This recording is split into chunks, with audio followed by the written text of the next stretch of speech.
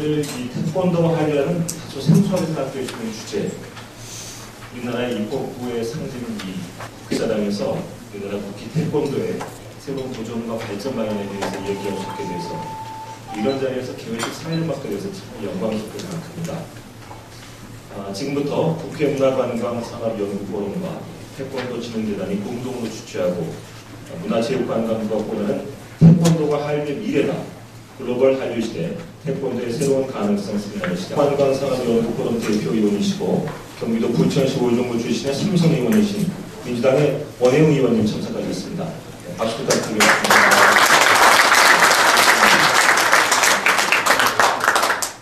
역시 국회 문화관광산업연구포럼 대표위원이시고 경기도 경북 영주시 출신의 재성 의원이신 한나라당 장윤석 의원님 참석하셨습니다. 경기도 광명 출신의 삼선 의원이시고 현재 국회 문화체육관광방송통신위원회 위원장 맡고 계신 전재희 의원님 참석하셨습니다. 일별 해보니까 오늘 우리 끝나지 않은 꿈, 나의 꿈이라고 하는 발제를 해주신 제임스 오스님께서는 태권도의 철학을 바탕으로 35세 이상 된 사람에게는 심신의 수련, 그 밑에 경우에는 스포츠로 해서 태권도를 가르치면서 지금은 오페라에 태권도를 넣어서 그 음악에 1막, 2막, 3막에 하이라이트만 하는데 그게 아니고 전 오페라를 태권도의 음악과 태권도의 문학과 그것을 가지고 만들 수 없을까 하는 끝나지 않은 꿈을 가지고 있는데 그 꿈이 실현된다면 전 세계에 1,000만 명을 이제 돌파하려고 하는 관광객이 우리나라에 왔을 때 아마 보고 갈 수 있는 것도 우리나라 가서 공연할 수 있는 좋은 기회가 되리라고 생각합니다. 그 꿈이 이루어지라고 데이비드 오스님께 박수 한번 부탁합니다. 주제 발표 토론에 앞서서 오늘 주제와 연관성이 많은 태권도의 가치와 우수성 다시 한번 생각해 볼 수 있는 소중한 시간 마련하겠습니다. 오늘 먼저 이 세미나를 위해서 특별히 한국을 방문해 주시고 계신 제임스 오단장님 모시겠습니다. 미국 태권도 평화국대단의 단장이신데요. 끝나지 않은 꿈이라는 나의 주제와 관련 듣도록 하겠습니다.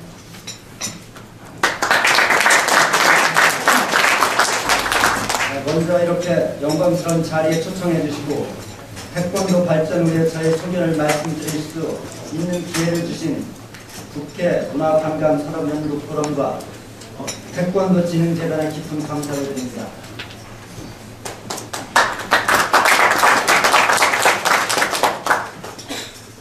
저는 20년 전 우리나라 고유의 문화유산인 태권도의 뜨거운 열정을 가슴에 품고 도곡 한 벌을 들고서 아메리칸 드림을 이루기 위해 고국을 떠나왔습니다.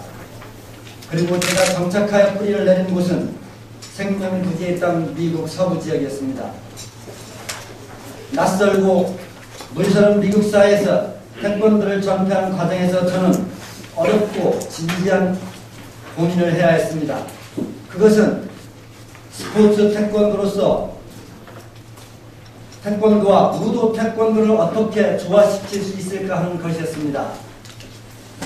생활과 문화가 한국과 전혀 다른 미국에서는 스포츠 태권도를 지도하게 되면 어린이와 청소년 수련생들에게는 인기가 있는 반면 성인 수련생들은 부담을 느끼거나 흥미를 잃고 중도에 포기하는 경우가 많았습니다.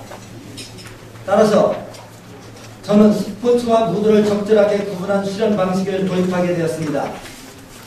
35세 이하의 수련생들에게는 스포츠 태권도 프로그램을 중심으로 교육을 하였고 35세 이상 수련생들에게는 정신 수련을 중요시하는 무도 태권도 프로그램을 개발하여 지도하였습니다.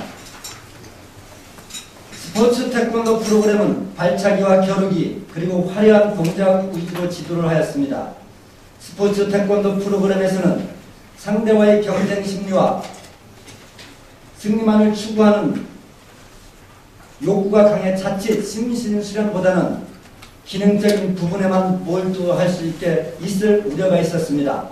그러나 태권도, 무도 태권도 프로그램은 기본 발차기, 틈새, 약속 겨루기 또는 명상을 통해 상대방과의 경쟁이나 승패가 아닌 심신수련으로서 태권도의 정신 철학을 중요시하게 되었습니다.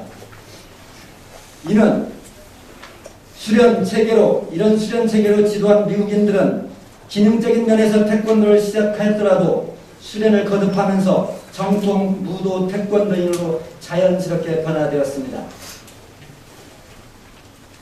로버트 얼브라는 월남전 특수요원회 출신의 제자도 처음에는 태권도의 기능적인 부분만을 보고 저에게 도전을 하였다가 갈비뼈가 부러지는 부상과 고통을 겪고 나서야 태권도는 단순한 체격과 힘만으로 하는 것이 아니라는 것을 깨달았으며 그때부터 저희 제자가 되어 태권도 수련을 열심히 하게 되었습니다. 처음에는 기술적인 부분에 매료되어 태권도 수련을 하던 그는 점차 태권도 정신 철학에 깊이 빠져들게 되었습니다. 그리고 어느 순간 자신도 훌륭한 태권도 사범이 되겠다는 목표를 갖게 되었습니다. 그는 그 꿈을 위해 자신의 모든 것을 태권도에 걸고 수련을 거듭하여 제 도장에서 보조 사범 역할을 하게 되었습니다. 그러던 중 그는 병원으로부터 월남전 고엽제 휴증으로 인한 말기 암 판정을 받게 되었고 더 이상 태권도를 할 수 없게 되었다며 크게 낙담을 하고 좌절을 하였습니다. 저는 그 꿈을 다시 한번 상기시켜주며 절대 약해지지 말고 더욱 열심히 태권도를 수련하여 병마와 싸우고 있는 당신이 그토록 원하던 태권도 사범의 꿈을 반드시 이루라며 용기와 희망을 심어주었습니다. 그러나 로버트는 계속된 수술과 과다한 진통제 투여로 인한 정신이 혼미해지는 횟수가 조금씩 늘어났고 그로 인해 수련생들과의 마찰도 자주 발생하게 되었습니다. 수련생들의 부모님들은 태권도는 정신 건강한 사람이 지도해야 하는데 몸이 아픈 로버트에게 더 이상 아이들을 맡길 수 없다며 하나둘씩 도장을 떠나가기 시작하였습니다. 그러자 로버트는 모든 것이 자기 때문이라며 자신이 태권도를 그만두는 것이 저를 돕겠다고 하면서 태권도를 포기하겠다는 것이었습니다. 저는 이곳을 그만둔 수련생들은 다른 도장에 가서도 태권도를 계속할 수 있다. 그러나 당신은 나와 함께 태권도를 수련하면서 병마와 싸워 이겨야 한다. 반드시 최고의 태권도 사범이 되겠다는 당신의 꿈을 이루어야 한다. 태권도 사범이 되고자 하는 당신의 꿈은 곧 나의 꿈이기도 하다. 그 꿈을 같이 이룰 수 있도록 하자며 그를 위로하고 격려하였습니다.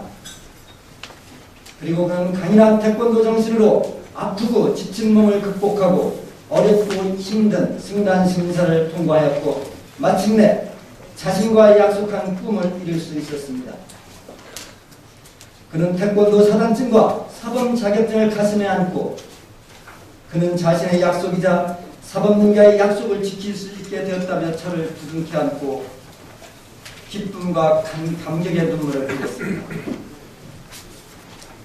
이미 월남전 동료들은 수년 전에 세상을 다 떠났지만 자신은 태권도 수련을 통해 건강을 되찾고 삶에 대한 희망을 다시 가질 수 있게 되었다며 태권도 발전을 위해서 달라는 당부와 함께 상당한 금액의 재산을 저에게 유산으로 상속하기까지 하였습니다. 이렇게 태권도는 죽어가는 한 생명에게 새로운 꿈과 희망을 심어주고 마침내 시한부 선고를 받았던 한 사람의 운명까지 바꿔놓았습니다. 그는 태권도를 수련하다 죽는 것이 자신에게 최고의 영광이라며 자기가 죽게 되면 하얀 태권도복을 입혀 묻어달라고 하였습니다. 저는 태권도를 통해 자신의 운명과 삶을 바꿀 수 있었던 그를 보면서 태권도야말로 단순한 스포츠가 아닌 한 사람의 인생을 바꿀 수 있는 최고의 무도이자 철학이라는 사실을 다시 한번 확인할 수 있었습니다.